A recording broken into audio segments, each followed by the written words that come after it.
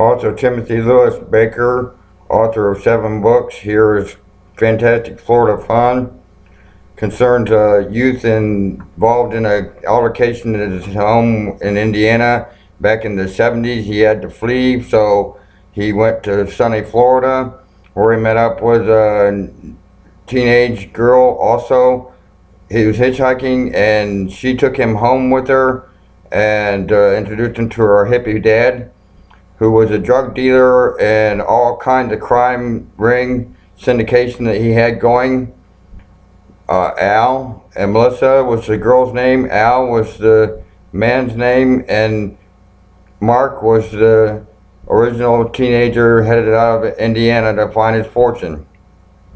He got involved in some things that were really way over his head, although that he did swim and he did not sink.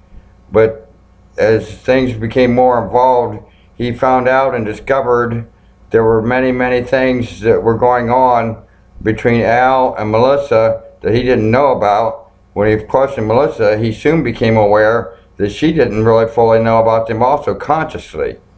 So he wondered what it was that was going on. And as you see here, the pot leaf with the blood red dripping down from it, Fantastic Florida Fun, that's where you can see what Mark discovered about Al and what he had on him and what he did in revenge, and how him and Melissa lived afterwards.